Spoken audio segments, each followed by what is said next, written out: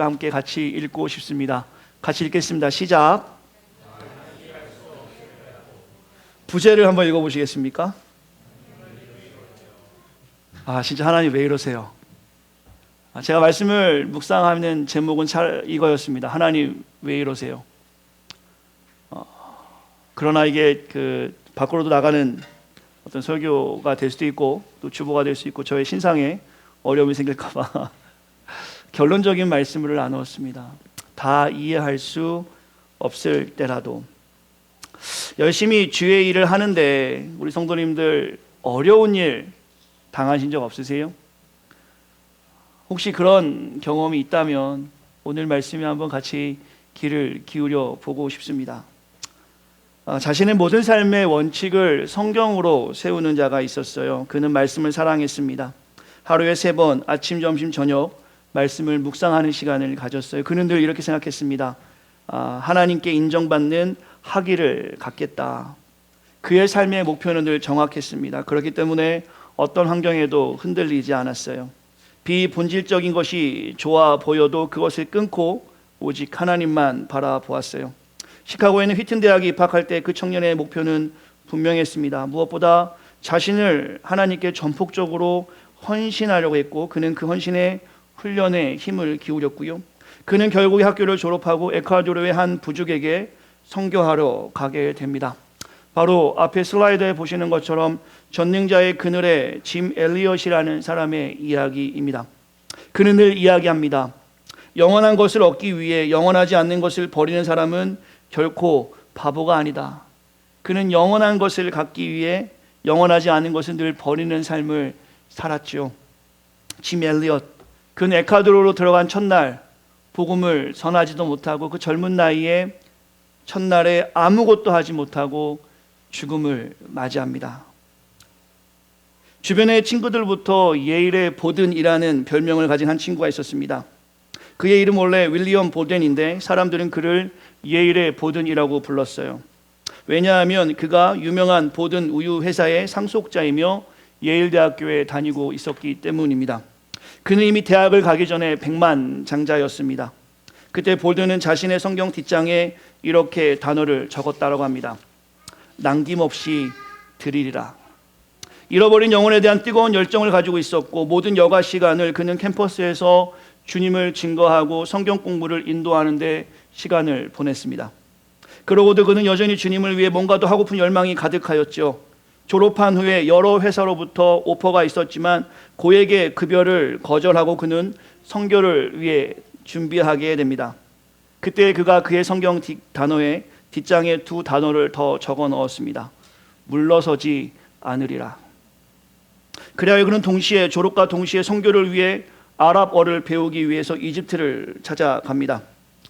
그러나 그 이집트에서 유행성 뇌척수막염에 걸려서 한 달도 못 잊고 죽음을 맞이하게 됩니다.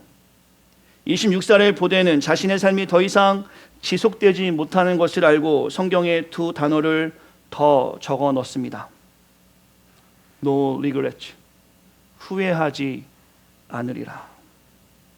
하나님 나라 최전선에 서라라는 책에서 나오는 볼든의 이야기입니다.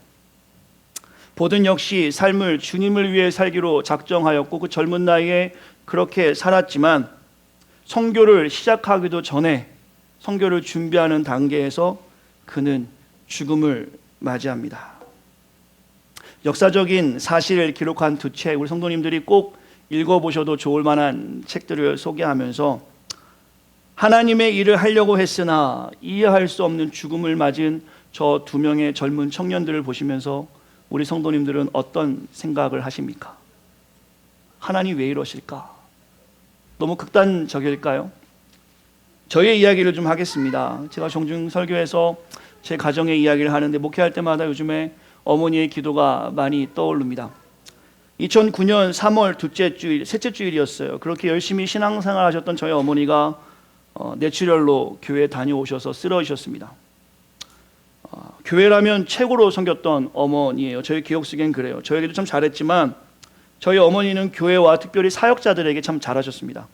어렸을 때 기억이 납니다. 어머니가 교회 전사님 혹은 목사님 식사 대접을 정말 자주 하셨어요. 제가 사는 동네에 칠성갈비라는 곳이 있었는데 진짜 맛있었습니다. 거기 갈비집이. 칠성갈비를 정말 많이 갔습니다. 수시로 어머니가 교역자들을 대접하셨어요.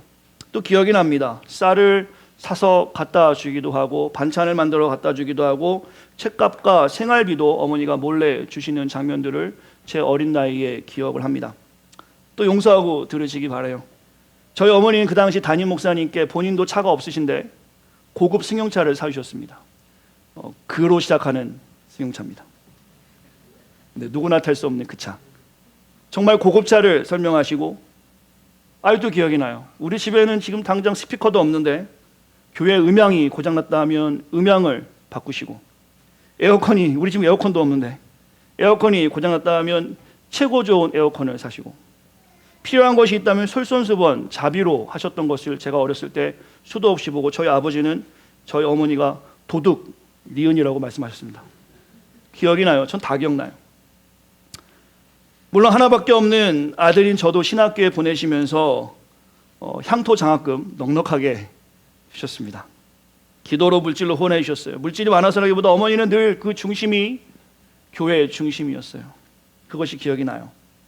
그런 어머니가 갑자기 2009년 3월 셋째 주에 우리 한빈이가 태어나고 2주가 지난 그날 주일날 예배 다녀오신 후에 뇌출혈로 쓰러지셨습니다. 뇌출혈로 쓰러지시고 5시간 동안 집에 그냥 방치되셨어요. 하나님 왜 이러실까요? 정말 하나님이 살아계시다면 주를 위해 헌신하는 자들에게 왜 이런 고통과 어려움을 주시는 것입니까? 혹시 여러분도 이런 생각 해본 적 없으세요? 열심히 해본 적이 있어야 이런 생각도 합니다.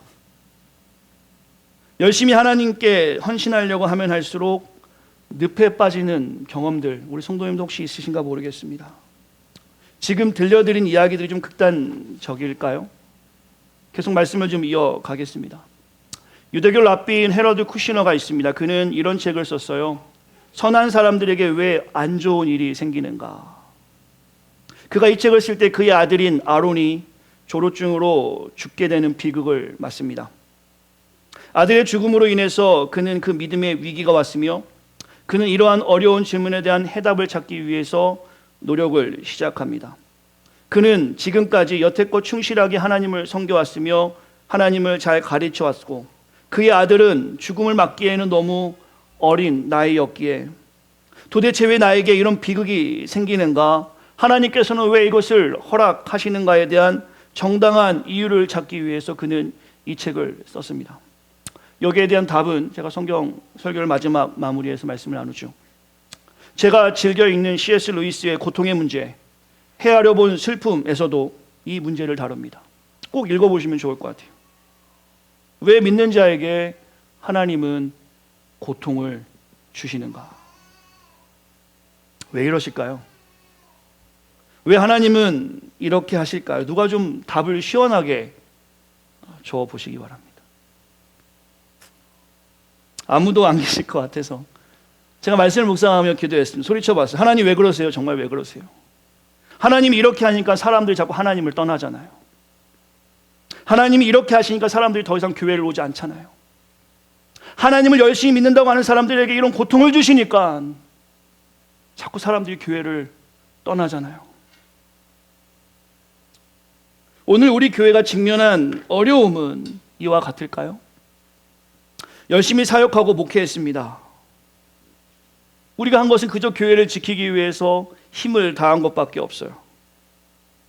지금 우리가 만나는 어려움이 당장은 아니지만 교회를 옮길 수도 있는 일일 수도 있겠죠. 우리 교회는 그렇다 치고 36년간 이곳에 사역했던 그레이스 커뮤니티 교회는 어떡합니까? 이 미국 교회는 관대한 마음을 가지고 우리 교회가 5년 전에 오갈 데 없을 때 우리를 품어주었던 교회입니다. 우리가 편하게 예배할 수 있도록 한 번도 우리에게 이런저런 말을 하지 않았던 그런 교회예요. 그 교회가 이제 문을 닫기로 결정했답니다. 하나님 왜 이러실까요?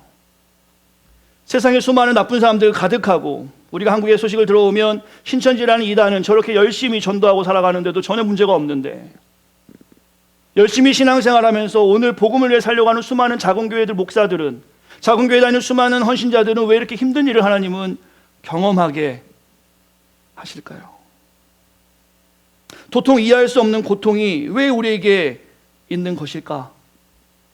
저는 이번 주간 깊이 묵상하며 말씀을 준비했습니다. 이러한 질문을 가지고 오늘 두 본문을 사랑하는 성도들과 나누고 싶습니다. 왜냐하면 하나님 정말 왜 이러세요? 라는 저의 질문, 하나님께서는 두 본문에서 명확한 선명한 답의 은혜를 주셨어요.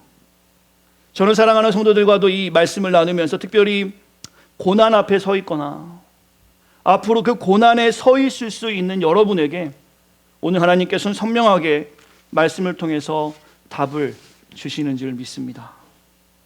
다 이해할 수 없을 때라도, 그런 상황이 우리에게 올 때라도 주님의 뜻을 볼 때에 오늘 우리는 다윗을 통해서 하나님의 뜻을 볼 수 있습니다. 우리가 알듯이 본문의 다윗, 아주 유명하죠.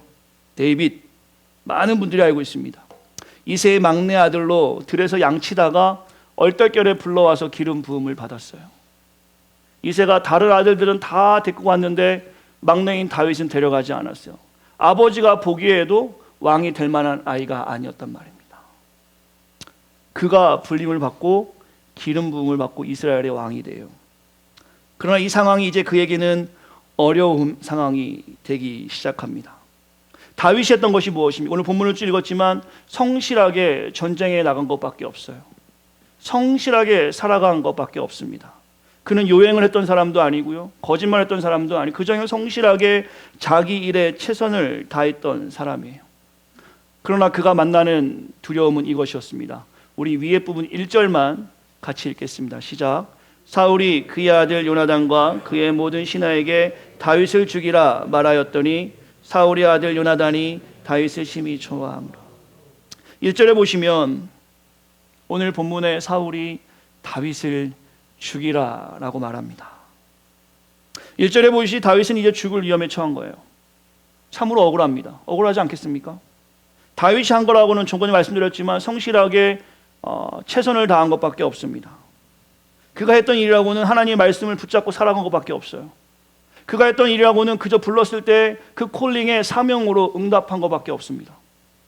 욕심을 부린 것도 아니에요. 그는 최선을 다해서 그 일을 감당했습니다. 그럼 오늘 본문에 보시면 다윗에게 엄청난 시련이 닥쳐왔어요. 죽음의 위기죠. 오늘 이 다윗이 말할 수 없는, 이해할 수 없는 시련에서 하나님의 뜻을 우리는 볼 수 있어야 합니다. 왜 하나님은 이러한 상황을 만드시는 것일까?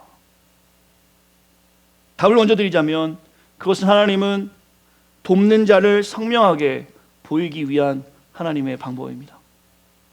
오늘 본문을 좀 보겠습니다. 이해할 수 없는 억울한 다윗을 돕는 자를 하나님께서 예비해 주셔요. 누가 돕습니까? 2절의 말씀 같이 읽겠습니다. 그가 시작.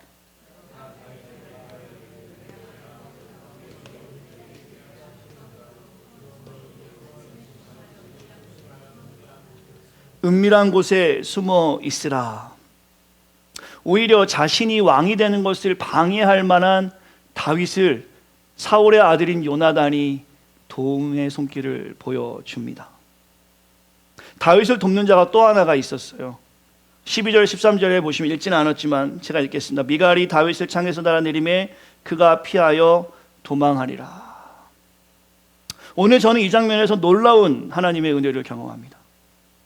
조금 전에 나누었던 것처럼 다윗, 그가 했던 일은 하나님 앞에서 열심히 산 것밖에 없었어요. 그러나 저는 본문에서 그가 당한 그 상황을 이해할 수 없는 상황으로 해석했습니다. 하나님 정말 왜 이러십니까? 다윗이 무슨 잘못을 했길래 이렇게 어려운 자리로 이끄십니까? 저의 미성숙한 질문에 우리 주님은 다윗을 통해서 명확하고 선명하게 답을 허락하십니다. 다윗을 보지 말고 다윗의 환경에 그를 돕는 자를 보아라. 하나님은 다윗을 통해서 오늘 우리에게 답을 주셨습니다. 돕는 자를 선명하게 보라는 것이죠. 다윗이 혼자가 아니었다라는 것입니다. 다윗을 사랑하는 사람이 있었고 다윗을 돕는 사람들이 있었어요. 다윗은 골리앗을 이기고 사울을 도왔습니다. 사울이 악령에 들을 때마다 수금으로 그의 악령을 몰아내는 일도 했어요. 군대 장관으로도 있었죠. 그러나 그에게 닥친 일은 이해할 수 없는 목숨의 위협이었지만 하나님은 그 상황에서 다윗을 혼자 둔 것이 아니라 다윗을 돕는 동역자들을 만나게 하셨습니다. 이 장면에서 저는 우리의 인생을 조명해 보고 싶습니다. 힘드세요? 어려우세요? 답답하세요? 새벽 예배도 하고 성경도 보고 전도도 하고 주일 열심히 하는데 건강에 어려움이 있으십니까? 삶에 힘든 일이 있으십니까? 왜 이리 어렵냐며 오늘 우리가 불평하며 하나님 앞에 나아가는 것이 아니라 오늘 다윗의 모습을 통해서 오늘 우리가 하나님 앞에 나아가는 것은 그 어려움을 통해서 특별히 하나님께서 사람을 통해서 일하심을 우리 공동체가 경험하시기를 간절히 축원합니다. 오늘 본문의 주님은 다윗에게 이렇게 말씀하시는 거예요. 너는 혼자가 아니야. 너는 혼자가 아니야. 사람만 다윗을 도왔을까요? 그렇지 않습니다. 계속 내용을 좀 보면 사울이 다윗을 잡으려고 사람들을 보냅니다. 그럴 때마다 다윗을 잡으러 간 사람들이 다윗을 잡아오지 못해요. 왜일까요? 성령이 오히려 그 전령들에게 임해서 자신들이 가지고 있는 무기를 다 버리고 하나님을 찬양하다가 오게 됩니다. 사울은 답답했어요. 내가 직접 잡으러 가야겠다. 사울이 만반의 준비를 하고 다윗을 잡으러 갑니다. 그러나 동일하게 사울에게도 성령이 임해서 하나님께서 다윗을 보호하십니다. 지금 여러분과 저에게 하나님께서 우리를 이해할 수 없는 상황으로 몰아놓고 있다라고 생각이 드신다면 분명히 이것은 하나님의 뜻이 있습니다. 그것은 그 상황을 통해서 다 이해할 수 없을 때라도 우리가 하나님을 바라보았을 때 돕는 사람을 선명하게 보이기 위함이고 성령을 통해서 도우시는 그 하나님의 역사를 경험하게 하기 위한 하나님의 계획이라는 것이죠. 이것이 우리 인생도 똑같다라는 것입니다. 왜 하나님은 신앙의 여정에서 열심히 할수록 고난을 주시는가? 다 이해할 수 없을 때 하나님 왜 이러세요? 라는 우리의 질문에서 우리가 보아야 하는 것은 하나님의 예측할 수 없는 섭리, 인도하심이 있다라는 것입니다. 기독인에게 어려운 일이 생기는 것은 하나님께서 일하시는 원리라는 것입니다. 사람을 통해서 일을 하시긴 원리, 성령을 통해서 일하시기 위한 원리이죠. 여러분과 이렇게 한번 읽어보고 싶어요. 다 이해할 수 없는 어려움에서 하나님 왜 그러세요? 라고 우리가 질문하면 주님은 이렇게 답하실 것입니다. 같이 읽겠습니다. 시작. 너를 도우려고 그런다. 넌 혼자가 아니다. 주변에 동역자를 보아라. 나도 널 도운다. 이사야 58장의 말씀도 여러분과 좀 나누고 싶습니다. 이사야 보시면 조금 전에 자매님도 읽었지만 이스라엘이 어려운 일을 당합니다. 포로 후에 예루살렘으로 돌아왔는데 이스라엘 백성은 이제 좀 편해지겠지 했는데 더 어려운 시간을 갖게 돼요. 그들의 예상과는 다르게 더 힘든 시간을 겪게 됩니다. 이때 이스라엘 백성이 했던 일이 무엇입니까? 2절과 3절에 보면 금식을 합니다. 기도를 합니다. 하나님께 각종 예배로 나아가게 돼요. 그러나 그때 이스라엘이 생각하기에 하나님이 침묵하는 것처럼 보입니다. 지금 이스라엘이 금식을 하고 있는데, 기도를 하고 있는데, 하나님 앞에 각종 예배로 나아가고 있는데 하나님은 아무 반응이 없으신 것처럼 보여요. 이스라엘 백성도 똑같은 질문을 하게 됩니다. 하나님 왜 이러세요? 이해할 수 없습니다. 우리가 지금 기도하고 있습니다. 기도도 그냥 하는 것이 아니라 금식으로 기도하고 있습니다. 우리를 좀 도와달라고 기도하고 있습니다. 이사야 58장에 보시면 하나님이 아무것도 안 하는 것처럼 보입니다. 왜 하나님 침묵하는 것입니까? 왜 하나님이 아무 반응을 보이지 않는 것일까요? 4절 말씀에 보시면 주님이 이렇게 말씀하십니다. 같이 읽겠습니다. 시작.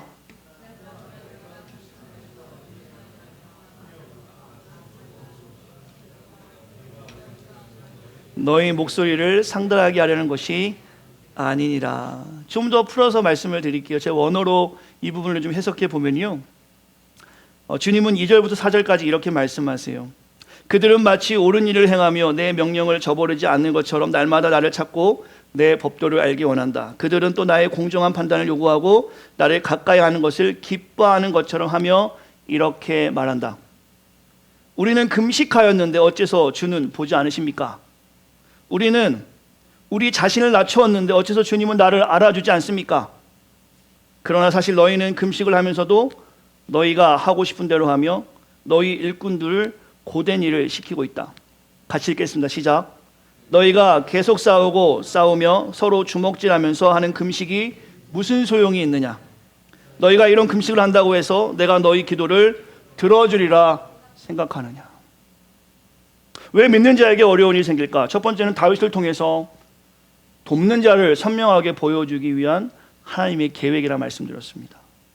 두 번째, 왜 믿는 자에게 어려운 일이 생기는가? 왜 이해할 수 없는 일이 생기는가? 그것은 오늘 이사야 58장의 말씀처럼 외식하는 삶을 살고 있기 때문입니다. 금식은 하지만 그것이 하나님을 위한 금식이 아니라 자신을 위한 금식이었습니다. 금식을 하면서 서로 싸우고 다투고 이해할 수 없는, 특별히 자기 마음대로 살아가는 모습을 그대로 살았단 말입니다.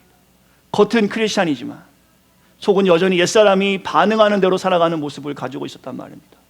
겉은 화려하지만 전혀 교회다운 모습을 세상에 보이지 않았단 말입니다. 하나님 우리가 예배합니다.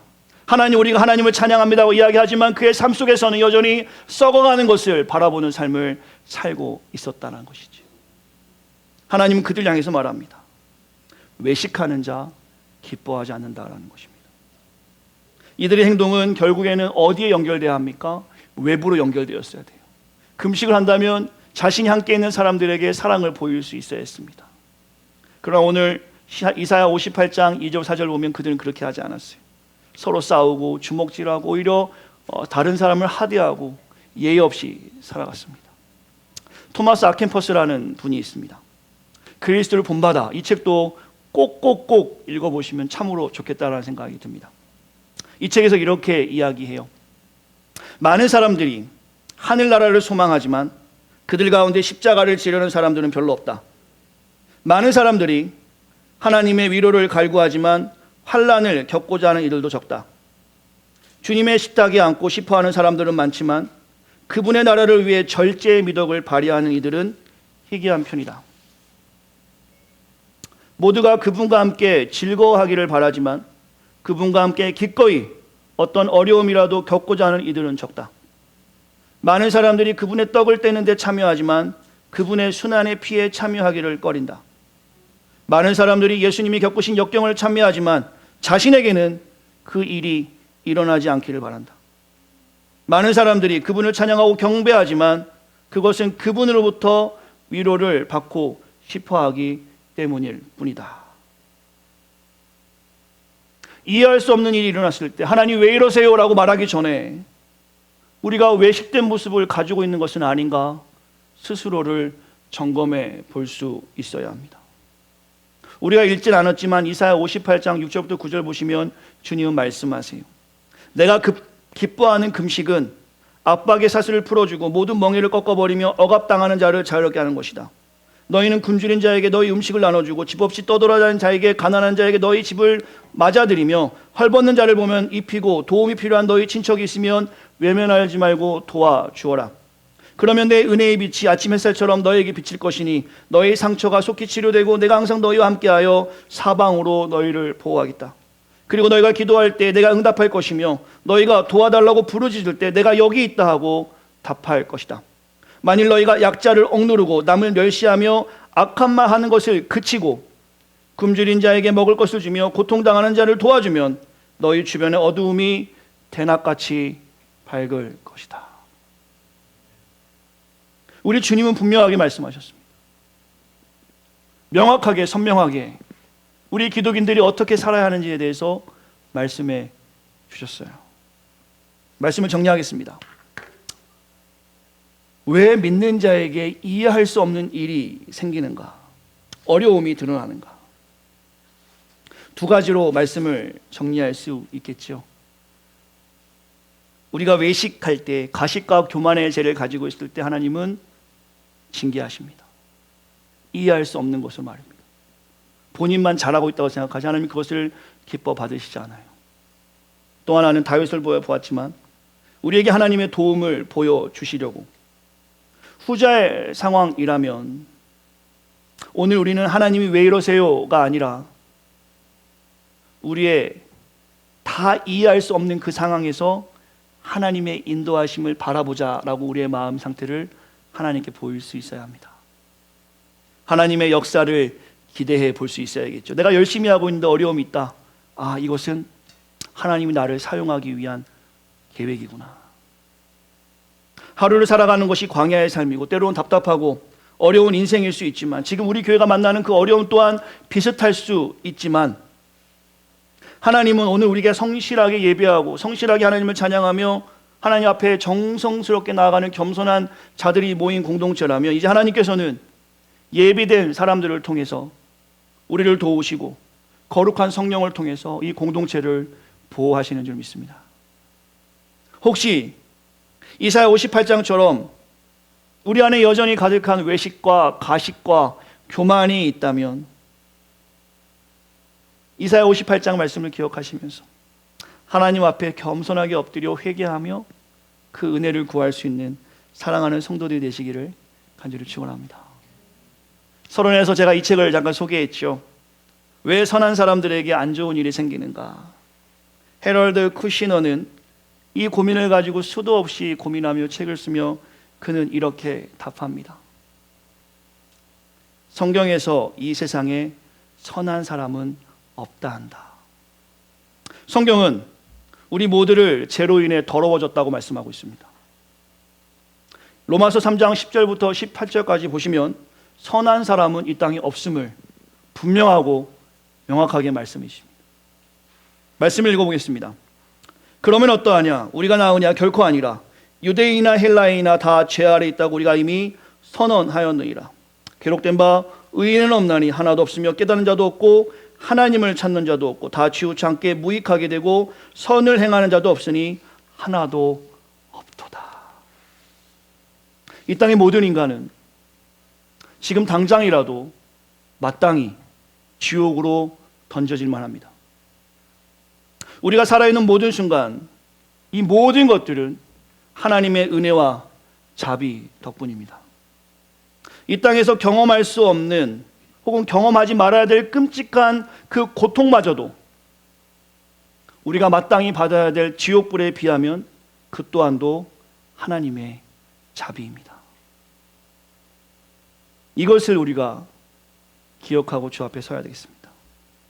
이럴 때 다 이해할 수 없을 때라도 주님을 의지하고 주님을 바라보는 성숙한 믿음이 우리에게 있는 것이겠죠. 말씀을 마무리하겠습니다. 우리 성도님들 왜 부모님 존경하십니까? 왜 부모님을 따라가세요? 왜 엄마만 생각하면 눈물이 주르르 납니까? 언제나 부모님의 뜻이 다 이해되어서 부모님을 따르셨습니까? 부모님의 뜻을 다 알아서 존경하셨습니까? 그렇지 않아요. 때로는 부모님의 뜻이 다 이해되지 않고 때로는 불공평할 때도 있었습니다. 하지만 우리가 부모님을 존경하고 부모님을 따르는 이유는, 부모님만 생각하면 눈물이 주르르 나는 이유는, 한국에 계시는 연로하신 부모님을 생각할 때마다 마음이 졸이는 이유는 부모님의 뜻이 늘 옳기 때문에 그런 것이 아니라, 부모님이 나를 사랑하고 아끼는 것을 평생 보아왔고 그것을 경험했기 때문에, 때로는 부모님의 뜻이 옳지 않다 생각해도 이해 없을 때라도 존경하고 따르는 것입니다. 저는 이것이 오늘 다 이해할 수 없을 때라도 하나님을 따르는 중요한 이유입니다. 로마서 5장 8절 말씀을 우리 성도님들이 기억하시길 바랍니다. 우리가 아직 죄인 되었을 때 그리스도께서 우리를 위하여 죽으심으로 하나님께서 우리에 대한 자기의 사랑을 확증하셨느니라. 하나님은 우리를 사랑하셔서 여러분 한 사람 한 사람을, 마땅히 지옥에 가야 될 우리를 사랑하셔서 그가 가장 아끼는 독생자 예수 그리스도의 죽음을 우리에게 보여주시면서 하나님이 우리를 얼마나 사랑하시는지를 알려주셨습니다. 저는 이 사랑을 경험했을 때 다 이해할 수 없을 때라도 우리는 하나님을 따라갈 수 있습니다. 서론에서 나누었던 짐 엘리엇을 기억하십니까? 그가 꿈꾸던 선교지에서 복음의 복자도 나누지 못하고 그는 죽음을 맞이했습니다. 다 이해할 수 없죠. 다 이해할 수 없는 죽음입니다. 그러나 이 모든 하나님의 사랑을 알기에 그 죽음 뒤에 그의 아내가 그의 뒤를 따라가 그가 죽었던 그 남편이 죽었던 에콰도르에 들어가서 원주민에게 복음을 전하는 역사를 여러분은 기억하시기 바랍니다. 건강만큼은 자신 있었던 저희 어머니가 뇌출혈로 쓰러지셨을 때 의사가 이야기했습니다. 죽을 수 있다. 5시간 방치됐었고 서울까지 올라오는데도 2시간이 걸렸습니다.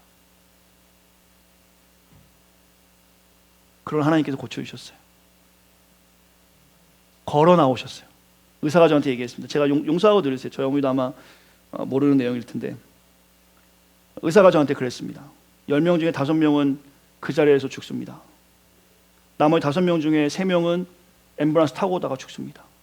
그 2명 중에 1명은 반신불구가 됩니다. 그 나머지 1명이 걸어 나갈 수 있습니다. 근데 어머니께서는 오래돼서 사진을 찍어봐야겠지만 가능성이 없을 수도 있습니다 라고 했어요. 그래서 제가 무슨 기도를 했냐면, 용서하고 들으세요. 제가 그때 유학을 준비하는 상황이었습니다. 시카고의 트리니티 학교를 가려고 준비하는 상황이었는데 그렇게 기도했어요. 하나님, 제가 목사입니다. 의사가 아니어서 어머니를 고칠 수 없지만 하나님이 고쳐줄 줄 믿습니다. 제가 지금 의사가 안 된 것이 불평하지 않도록 하나님 고쳐주세요. 고쳐주시면 저의 젊은 인생을 주를 위해 살겠습니다. 근데 제가 거기다가 한마디 더 기도를 했어요. 만약에 살리신다라면 반신불구는 안 됩니다. 차라리 천국으로 데려가세요. 제가 그렇게 기도했어요. 얼마나 교만하고 얼마나 악한 기도인지 몰라요. 저를 생각했단 말입니다. 아들이 저 하나고 이제 갓 결혼해서 제 아내가 아이를 딱 낳는데 어머니가 반신불구로 집에 누워 계시면 제가 돌볼 용기가 안 났어요. 돌볼 수 없다고 생각했어요. 그런 어리석은 기도도 하나님이 들어주셨습니다.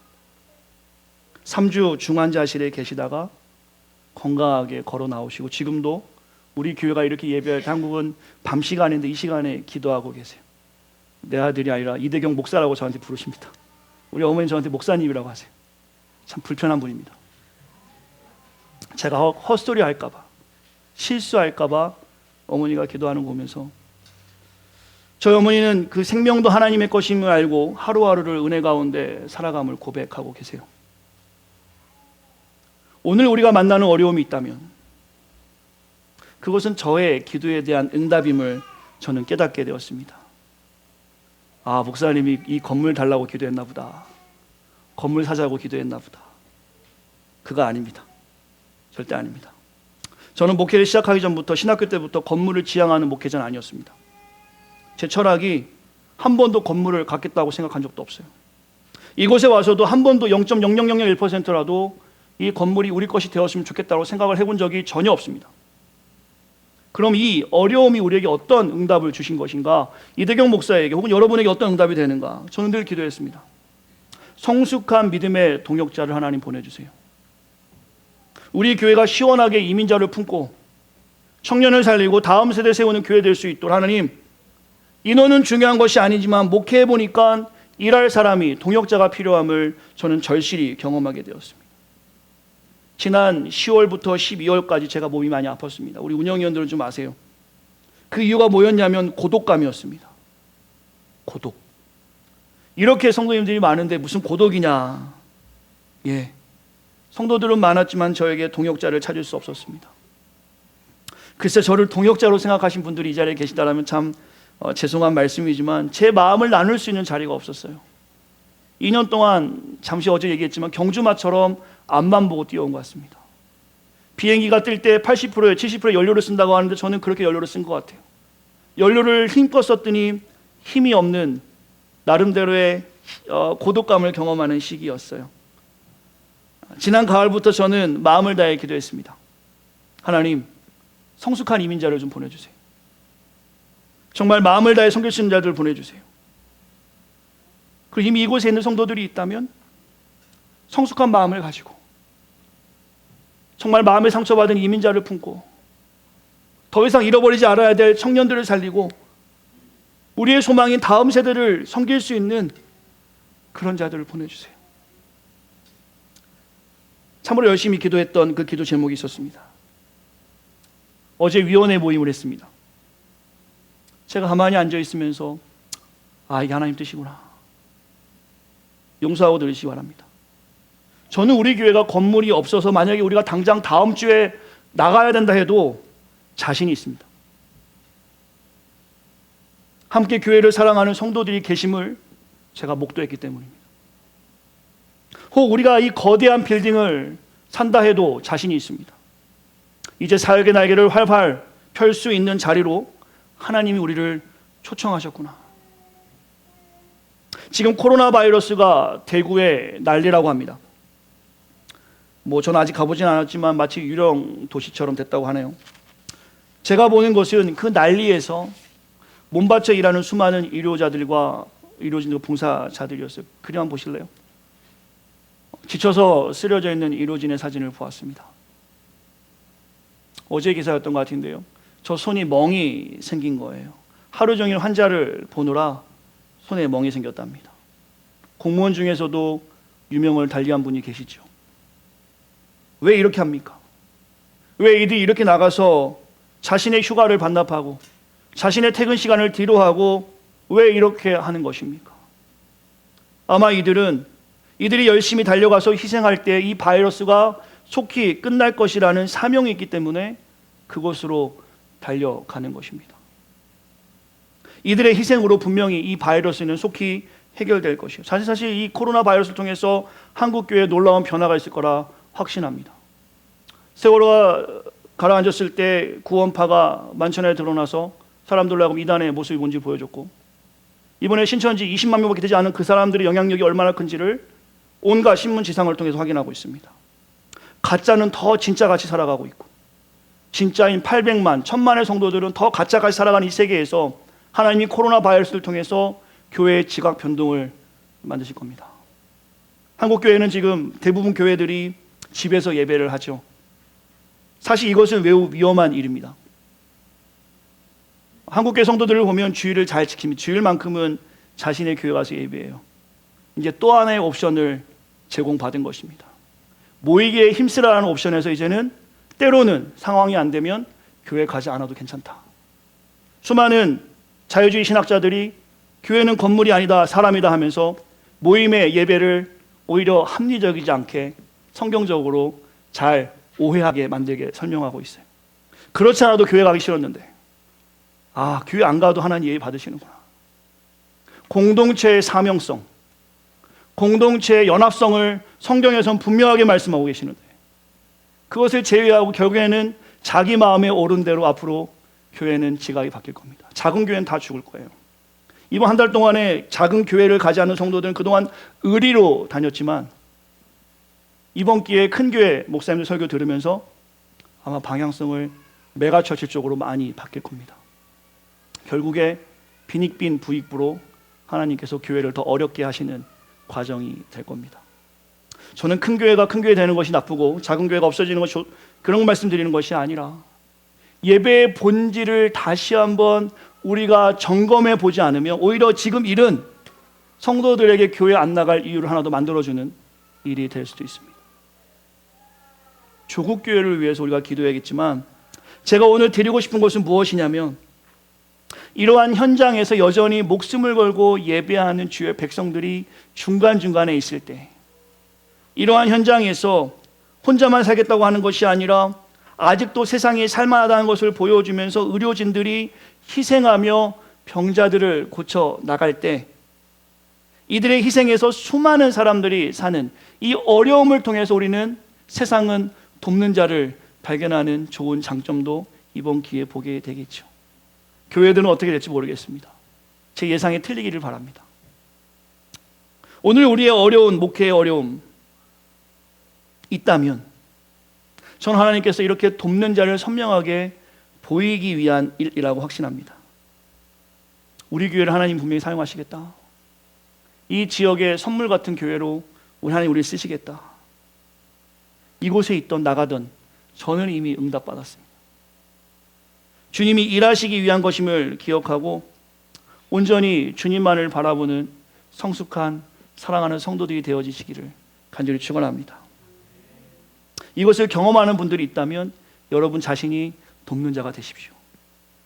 내일부터 특별 새벽 기도회가 있습니다. 주보를 보시면 말씀의 제목을 쭉 올려놨습니다.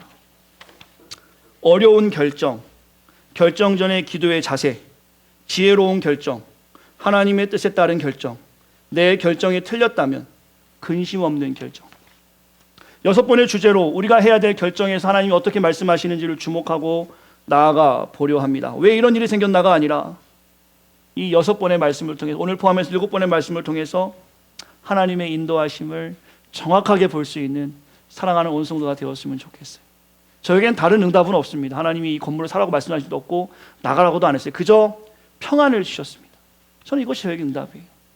3가지 기도 제목을 하면서 제가 정하는 것이 있습니다. 마음이 움직이는가, 주변 상황이 따라주는가, 선한 목적이 있는가. 저는 이 3가지 응답을 다 받았어요. 이제 하나님이 하시는 일을 보면 될 것 같습니다. 사랑하는 성도들과 함께 이 마음을 가지고 기도하고 싶습니다. 혹시 우리가 만나는 어려움이 우리의 교만 때문이라면 겸손하게 하나님 앞에 엎드렸으면 좋겠어요. 이번 주간만큼은 교회 공동 제목을 가지고 여러분이 시간을 정해 기도했으면 좋겠습니다. 제가 우리 위원들과 나누었지만 동일하게 제안을 드립니다. 직장에 다니시는 분들은 점심시간에 기도해 주시기 바라요. 학생들은 저녁 시간에 기도해 주시기 바랍니다. 또한 새벽에 나올 수 있는 분들과 또한 주부들은 오전 시간에 꼭 기도해 주시기를 바랍니다. 우리 공동체가 공동의 기도형을 가지고 이번 한 주간은 정말로 힘을 다하여서 쾌락과 어떤 그런 것들에 신경 쓰지 말고 정말 하나님 앞에 집중하는 시간으로 새생명교회에 우리를 보냈다는 하나님의 뜻을 기억하시면서 그 말씀대로 살아갔으면 좋겠어요. 왜요? 하나님 우리를 사랑하기 때문입니다. 독생자를 보내시기까지 우리를 사랑해 주셨기 때문이에요. 마지막으로 윌리엄 보든의 마지막 말로 오늘 설교의 말씀을 마치고 찬양을 같이 하고 싶습니다. 윌리엄 보든, 처음에 성경을 드렸지만 26살 나이에 죽으면서 그는 이렇게 이야기했습니다. 남김없이 드리리라. 물러서지 않으리라. 후회하지 않으리라. 이것대로 우리가 오늘 살아갈 수 있는 사랑하는 온 성도가 되어지시기를 간절히 축원합니다. 찬양하지요. 오늘 말씀의 찬양하고 연결해서 우리가 온 마음 다해라는 찬양 2절 하면 좋겠습니다. 다 염려하지 않아나도 내 쓸 것 아시니. 이 찬양 후에 우리가 같이 한번 기도하고 싶은데, 여러분 오늘 그 주보의 기도 제목을 드렸습니다. 6가지의 기도 제목인데요, 이 찬양 후에 6가지의 기도 제목을 가지고 제목을 제가 만들었는데, 집사님 아마 여러분 다 갖고 계시니까 종이를 보시면 될 것 같습니다. 같이 찬양한 후에 6가지 제목을 가지고 한번 같이 기도하고 제가 축도로 예배를 마치고 바로 공청회 우리들 어떻게 결정했는지 나누고 여러분과 마음을 좀 나누겠습니다. 2절 찬양하겠습니다.